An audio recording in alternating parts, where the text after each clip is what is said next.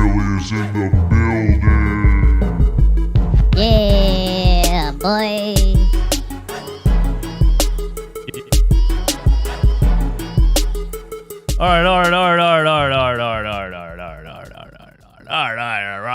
All right. NBA season is here. NBA season is here. Turn me up real quick. I'm not bright enough. Oh, there we go. NBA season is here. My favorite time of the year. My favorite time of the year. It doesn't matter how frustrating the Sixers are for me. It doesn't matter how lackluster the offseason was, or annoying the offseason was, or painful the offseason was as we sat around watching other teams improve their rosters and hoping that something would happen with a situation that we are dealing with. Nothing happened, but for some reason, I've always just been a hoop head, and I just like to watch basketball, man. And so I'm excited the NBA season is here no matter what. And there are things for us to be excited about outside of the situation that is dragging on longer than my last relationship. What's going on, my people? Trey, thanks for being a member of the channel, my dude. Want to see how we guard Dame tonight. I always had trouble with live ball guides. They got a lot of live ball guides. In the words of the famous Brett Brown, the Boston/Australian accent. Brett Brown, we had trouble with a lot with live ball guides. Get ready to watch Maxi average. Dave, thanks for being a member. Also, shout out to the members. Get ready to watch Tyrese average 25 and 8. I'm ready for it. There's no reason he shouldn't with James not playing. Okay, we don't know, though, if James is going to play or not. We're still there. I know, the Harden stan base came right out of social media yesterday coming at me because I was talking trash about him missing practice, but, it was a family matter, and now I look like an asshole because James came back. So, whatever. I don't care what they think. Yeah, so Sixers Bucks tonight to open the season. First of all, watch with us on Playback TV, who just finally announced last night that they have partnered with the NBA. I said this 6 months ago, but, everything takes time, especially deals like that. So they just finally announced officially that they have partnered with the NBA, and Watch Playback will be a watch option on NBA.com, on the NBA app, and eventually coming soon, a smart TV app with the game streaming and me commentating, drowning out a la Abdenabi, because who really wants to listen to that? So yeah, watch with us on Playback TV, playback.tv/RunnerbackPhilly. Download the app, turn your notifications on, join the wave. Shout out to everybody that comes through there consistently. Are you excited for Sixers basketball? Are you excited? Are you excited? John, same old, same old. Too bad for Nick Nurse. He's acquired a soap opera franchise. GMs in the league are predicting Morey's firing. I could see that happening. I mean, I could definitely see that happening. You don't absolutely fall on your face twice, in the Ben Simmons situation and now the James Harden situation. And I could definitely see him getting fired because of the two situations, because in the long run, your job, and even though it's a gamble, everything's a gamble, right? You don't know how something's going to turn out, but in the long run, it is your job to improve the roster. And it is your job to take a situation like the Ben Simmons situation or the James Harden situation and fix it. I'm not saying it's easy. I'm not saying other GMs could have done a better job. But, You didn't improve the roster in those situations. You gave up more assets, and now you're in this situation again, and you're overvaluing a player again, and refusing to trade him. And I could see him getting fired. I could. It wouldn't be that. It wouldn't be shocking. We've seen GMs in this city get fired for less than that, right? Like your wife having a burner account. Things of that nature. All right, yeah, let's get into it. So, am I excited to watch the Sixers tonight? Of course I am. Of course I'm excited. And I put out the clip yesterday of me talking about the last time Tyrese Maxey was forced into the starting point guard role for this team. And it wasn't as bad as everyone thinks it should be. That's the crazy part. My boy Steph just texted me this morning and said the Bums play tonight. And I said, watch. I said, why? I don't know. We're going to beat the Bucks or something like that. And he said, Harden's not playing. You guys are screwed. I still don't necessarily understand where this is coming from, because the Sixers in that season when Ben Simmons was sitting out started the season 8-2 with 20-year-old Tyrese Maxey at the starting point guard. 20 years old under Doc Rivers, who does not want to play a 20-year-old player. Doc Rivers had to play him. Told him, don't shoot the ball. And they started the season 8-2. And they beat a lot of good teams in the first before the All-Star break of that season. So I don't get this whole the Sixers are going to be terrible with James Harden sitting out. And the roster at the time, come on, bro. George Niang, Danny Green, Furkan Korkmaz. Like, it's not like that. I don't know where it's coming from. That roster is not like, in 21 they had an amazing roster and now they suck. Like, the roster is arguably, I'm not saying it's a championship level roster, but the roster right now is arguably better than it was in 21 when they started the season 8-2 when Ben Simmons sitting out. So I don't understand this, how they're going to be terrible. Everybody forgets for some reason that we have the reigning MVP on our team. And again, you could put 4 cheerleaders around Joel Embiid and they would make the playoffs. You could put 4 high school kids from my very white hometown and they would make the playoffs. We're talking about Joel Embiid. Now, talk about what he does in the playoffs. I know there's a very negative stigma around Joel Embiid right now because he consistently falls short in the playoffs. And he consistently comes up short, and everyone's kind of over it, and everyone's kind of over talking about him being the MVP or him being a superstar or whatever else because they want to see it. They want you to get out of the second round, you know? Just like the Phillies, next season, nobody's going to give a shit about winning a wild card round, wearing dumb overalls and dumping Bud Lights on your heads in the locker room, the ring finger celebration. We're not going to care about the pregame outfits. You know, it's time to get it done now. You know what I mean?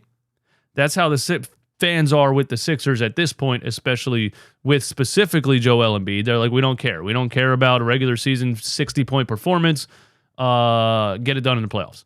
But if we're just talking about the regular season, I don't know where this notion is that the Sixers are going to absolutely suck because you have Joel Embiid, who still has, I think, at least 3 years left at a very high level. And 3 years is not a lot of time, which is depressing. Yesterday was actually the 10-year anniversary of the initial tank. That'll make you feel old if you sat through that. And that'll also put into perspective why, you know, some of these kids come into comments and say things like, "Why are you so negative? Why are you, if you don't like the Sixers, go root for someone else?" And I'm like, bro, you're not even old enough to have seen the original tank in 2013. I was watching this mess in 1995. That's why I'm so negative. Now imagine my uncles or somebody else who was watching this thing in the late 80s, early 90s. You know what I mean? What can you do?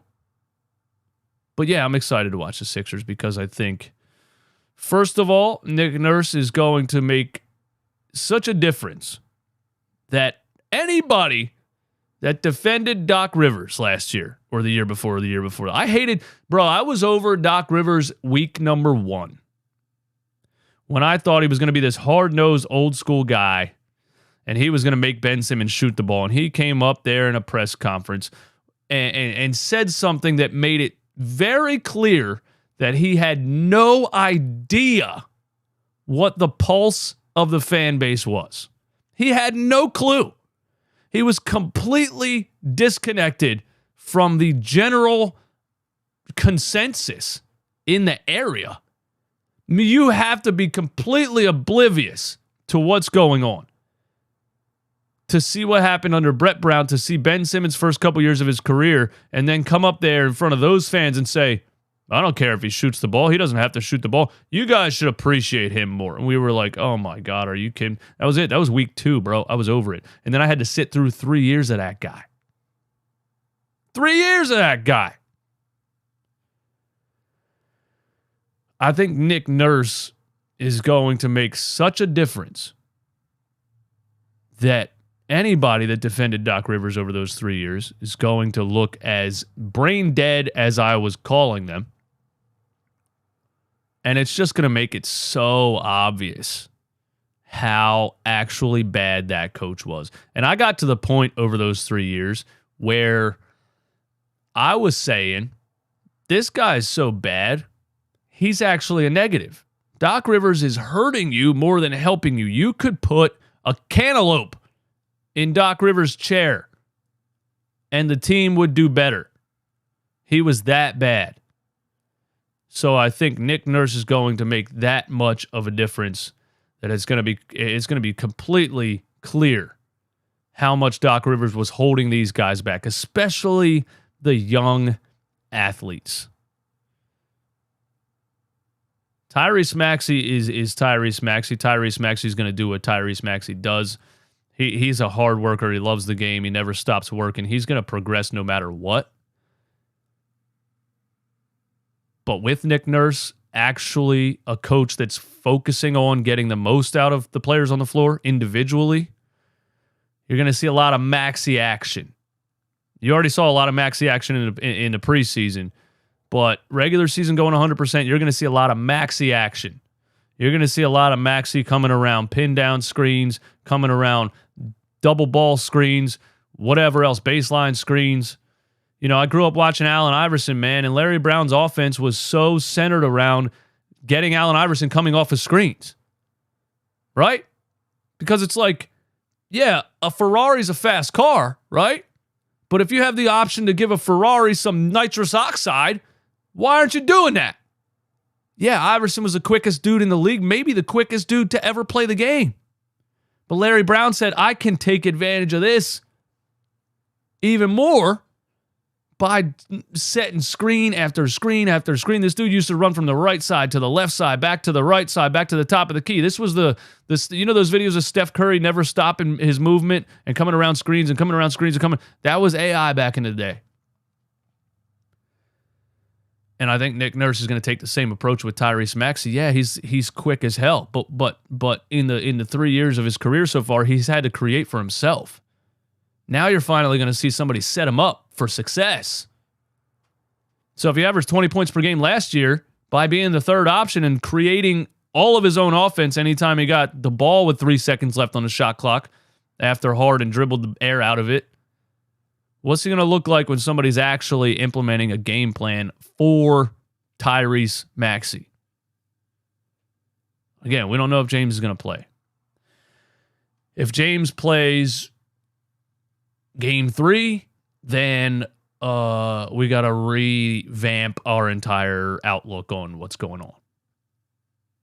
But I'm super duper hype for number 1, Tyrese Maxey, year 4 under Nick Nurse. For number 2, I think I'm hyped for Joel Embiid in the sense that an offense that is going to be a lot more motion heavy. And Joel had a quote on that, and he said, like, I like playing this way, and I think this is the way you're supposed to play. And that is getting Joel the ball but making quick moves and moving the ball and reposting and things like that instead of just, hey, let's get Joel Embiid the ball on the elbow, everybody move out of the way, and we'll see if he can make something out of nothing. And that was basically the entire offense last year. So I'm excited to see how Joel Embiid looks in a more motion-heavy, ball-sharing type of offense. And I guess we'll see if his turnovers, stay where they are or increase or something like that. But because that's the thing with him, too. If you're asking him to pass the ball more, you might be asking for more turnovers. I am looking for the birth of Jaden Springer. And the birth of Jaden Springer is Jaden Springer being born to the NBA fan base. Because us Sixers fans, we know who Jaden Springer is. Anybody outside of us, they don't know who Jaden Springer is. And I think that's because, well, first of all, that's because Doc Rivers won't play anybody under the age of 40 that hasn't had several ACL tears. But, he didn't give him a chance. And we knew he had an ability last year that at least could have been utilized for a couple of minutes a game on the floor. His defensive ability, his athleticism, defending the rim at 6'4". You saw what he did to Jason Tatum in the preseason when old boy tried to dunk on him. And Jaden Springer said, let me introduce myself. Allow me to reintroduce myself. My name is... So this season, Jaden Springer under a coach that has focused on players individually, you're going to see, I think, a lot more out of Jaden Springer. And it might be a breakout season. It might be a breakout season for Jaden Springer. It might be a breakout season for another guy, too. And his name is DeAnthony Melton. Mr. Do Something. It might be a breakout season for DeAnthony Melton. Because people act like DeAnthony Melton's 37 years old. Or he's just a player or whatever. But I just think people don't realize that he's 25. He was in Memphis fighting for minutes. I just think DeAnthony Melton has some potential that hasn't really been tapped into yet. And this offseason and this training camp with Nick Nurse and, dropped 29 in a preseason game. I'm excited to see what DeAnthony Melton has in store for us. Because I think he can do more than people expect. Maybe a 6th Man of the Year candidate. We may have a 6th Man of the Year candidate on our hands in DeAnthony Melton. And I'm doing this entire stream being extremely positive about every single aspect of this team. And it's just a sickness that I have. It's just a disease that I have. Call it whatever you want to call it. I got issues, man. I got issues. I can hate this team. I can hate this team for months, years. But every single time this day comes around, opening day, every single time this day comes around, I'm right back. I'm right back to believing. And A said it best. I love DJ, but everyone is going to have a breakout season. You know who else is going to have a breakout season? Paul Reed. I don't know if Paul Reed's really going to have a breakout season. I think Paul Reed is what he is. And I like what he is. I like what he is. 2 years ago before, I can't believe we gave Doc Rivers, DeAndre Jordan, Paul Millsap. Like what, bro? There's another reason Daryl Morey should be fired. You kept giving this guy who won't play anyone under the age of 37, you kept giving him all the 37-year-olds. Why? Then they let some guys walk and they go sign Dwayne Dedman And I was like, dude, his name is Deadman because he's literally a dead man. He's dead. And people were like, well, he's not going to play. He's probably not even going to he's probably not even going to get on the roster. And he played him. And he said it's because we have to get Deadman minutes. And everybody in the world with a functioning brain was like, what the fuck are you talking about? That dude was out of his mind. Did you ever meet a person with dementia? That's literally what we were dealing with. Now he's on TV. You got to turn on TNT basketball games and listen to this guy sound like a sick frog.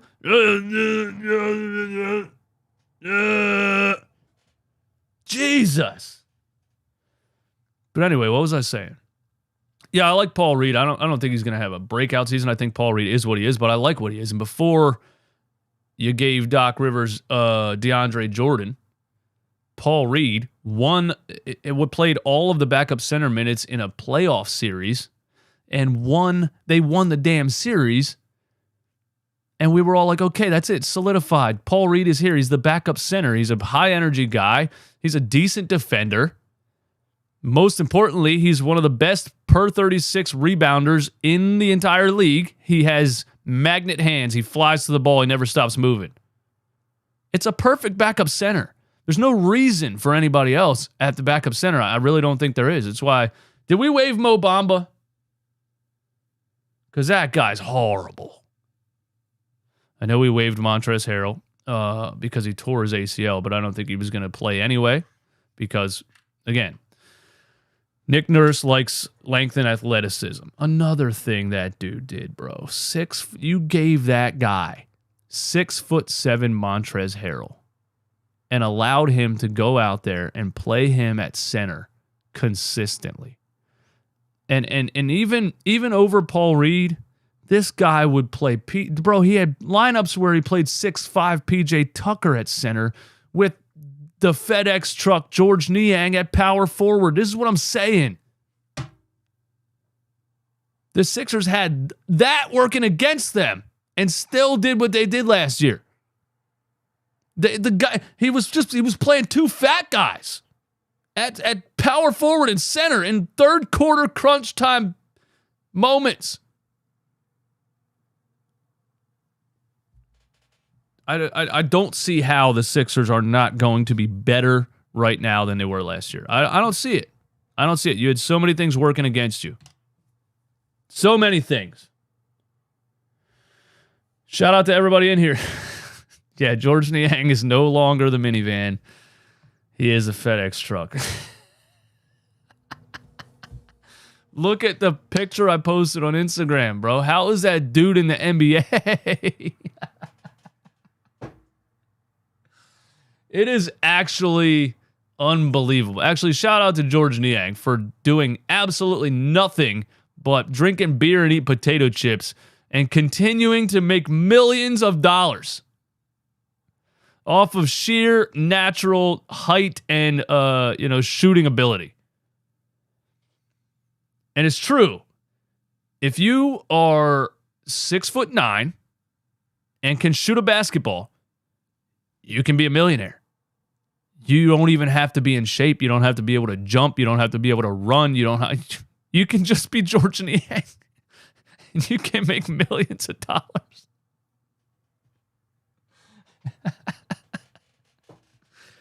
Oh, it's unbelievable, man. Unbelievable. I have a friend who took a shot with George Niang at a local Philadelphia bar after a Sixers loss.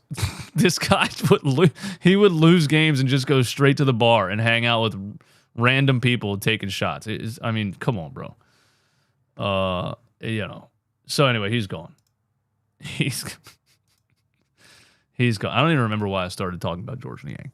But yeah, you had all those things working against you. The Sixers' lack of athleticism last year and a coach that for some reason loved short, slow, fat guys. I just don't see how they're not better this season, even without the diva suiting up. Now, again, if he plays game 3, it is what it is. We'll have to change our whole outlook on the situation, but I'm not like hoping that he comes back. Are you guys hoping that James Harden comes back? Because I'm not. I'm really not. I don't even care anymore. I just want to watch the team play. I want to watch the team play and decide if they're good or bad myself. I don't want to watch the team play, decide if they're good or bad, and then, oh, James Harden's back. Now let's see what they look like with this. And now, oh, James now is gone for 3 weeks. He's going to start pulling Kyrie Irving type of shit, by the way. I need people to understand that.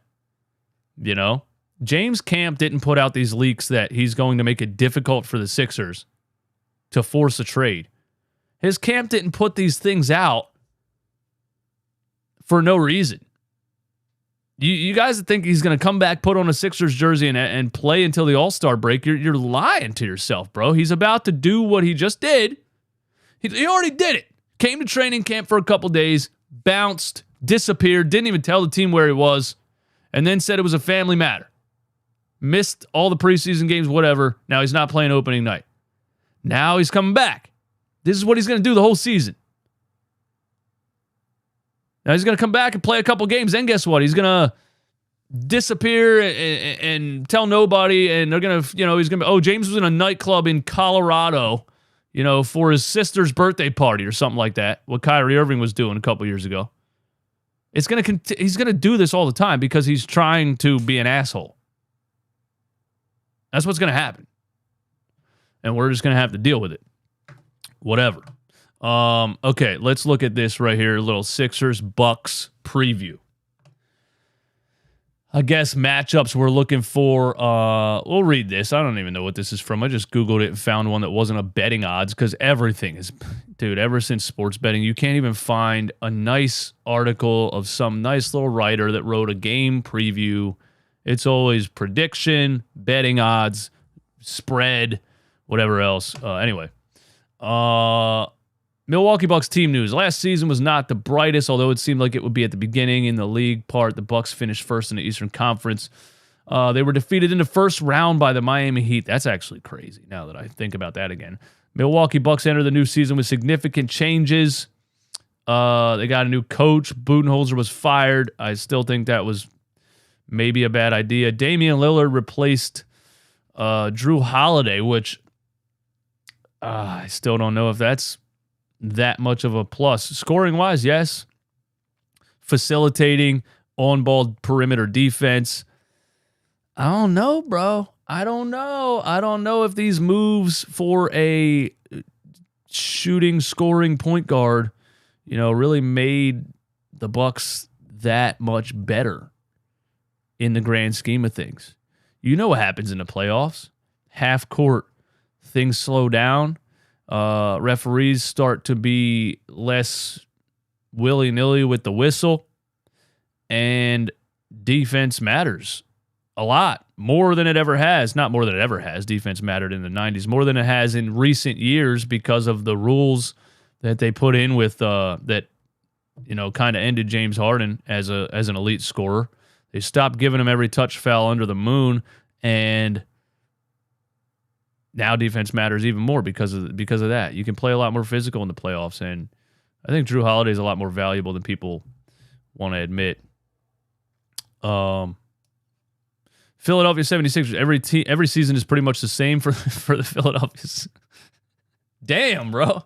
They always hope for something, have a respectable team, only to stumble without much of a fight, after which every bad thing has happened to this franchise that season comes out. That's facts. This time will be no different. James Harden had a heated argument with the team's general manager. When did that happen? I don't know if there was a heated argument. And it seemed that he would change the team and go to the Clippers. Morey did not allow. Who the fuck wrote this? What in the world? Anyway, I don't know. The guy just made up a bunch of shit. The Sixers fall flat on their face every year. That's true. Harden requested a trade, and Daryl hasn't traded him. I don't know if that's, look how he wrote this. It seemed that he would change the team and go to the Clippers. Morey did not allow him to do that, which I should have read this before I pulled it up. This is bad, dude. This is bad. This is the worst article I've ever read in my life. Absences and injuries. Bobby Portis and Cameron Payne are question marks. Jaden McDaniels. Doesn't Jaden McDaniels play for the Timberwolves?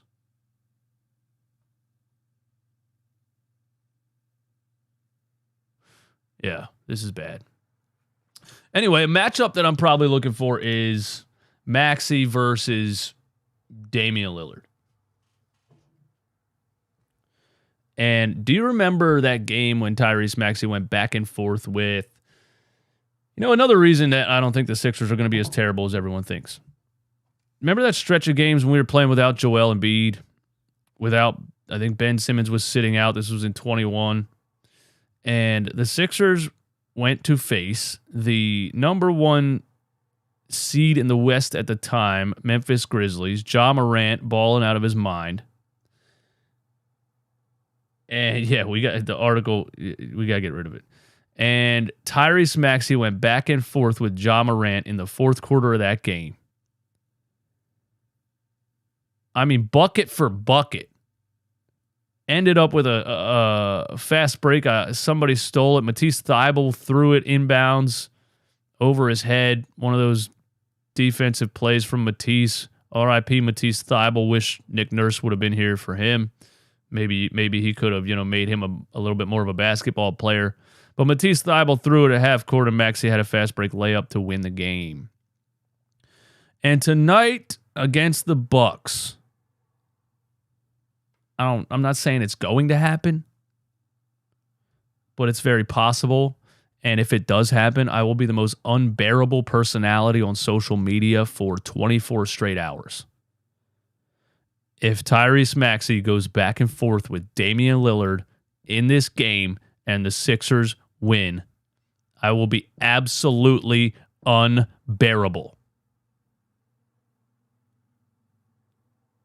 That's my hope for today. That's best case scenario. Worst case scenario, Joel Embiid looks really rusty. The Sixers look like they need a lot more time to build chemistry and get with the new system and everything. But really, we shouldn't expect a blowout. I think the spread is +6. The Sixers are a +200. I don't think you should expect a blowout. I think the Milwaukee Bucks have just as much kinks to work out as we do. I think, they have a new coach. They have a brand new player in Damian Lillard. They lost Drew Holiday. They need to figure out who's going to, really kind of quarterback the offense and get the ball where it needs to be. So two teams that'll probably have a lot of rust, and I think the Sixers could very well win this game. I think the Sixers could very well win this game. Yeah, that's where I'm at with it. What else? I wanted to say something else. Oh, yeah. Tonight, after the game, I will do an instant reaction video on YouTube. And in that video, there's going to be a hotline number. And so after the game, you can call the hotline. You leave a message. I'll go through all the messages. And on the live show, Lunchtime Live, the next day, the second half of the show, which would be right now, we're going to play the best callers, and I'll react to, you know what I mean, what you guys, I'll react to the calls. So we're going to do that. So look out for that tonight. And we're on Playback TV, streaming the whole game. And that's all I got. The NBA season is here. Sixers opening night. Oh, yeah. Last night, Ben Simmons in his debut. Not his debut, but his this season debut. Ben Simmons is supposed to be back. He's back. He's rookie Ben Simmons. He's the best he's been since his rookie season. He's in shape. He's ready to go. He dropped a massive 6 points. I think it was 6. Might have been 4. Ben Simmons is the same. It's funny because, Nets fans just keep lying to themselves every single season. And we try to tell them every season, bro, this is what he is. Man, I don't know how you hype yourself up. Another summer of hyping yourself up. and telling everyone you're in such good shape and you're ready to be fully back, and you come out here and score 4 points and shot the ball 6 times. It's the same. Remember when we were like, how did this guy just finish an entire basketball game with 5 field goal attempts? That's what he does. And I can't believe he's still getting paid for it. But it's crazy. That's crazy. And Wembanyama, I didn't get to watch that game, but he had 15 points for the Spurs in his NBA debut. That's not overwhelming to me. You know what I'm saying? And I like him. I think I think Wembanyama is a ridiculous talent at 7'4", putting the ball through people's legs, got crossovers behind the back, step back jumpers, passes the ball like a point guard. I think his skill set is unbelievable at his size. But I think it might be easier for NBA defenses to stop than people think because he's not very strong. And Bleacher Report and everybody else making it seem like dropping 15 points was some kind of like, he's hyped up as the most hyped player since LeBron James. I would have expected something more than 15 points in his debut because LeBron James dropped 26, 8, and 9 in his NBA debut. And anytime there's a player, they did the same thing with Zion and everybody else. Every time there's a player that's very hyped, they say he's the most hyped since LeBron James. He's going to be better. He's going to be whatever. People forget, or people are too young to really know because they didn't watch it. LeBron James was out of his mind at 18 years old. He was he was out of this world at 18 years old. It's probably never going to be seen again. We need to stop comparing players to LeBron James. But that's all I got. Y'all be good.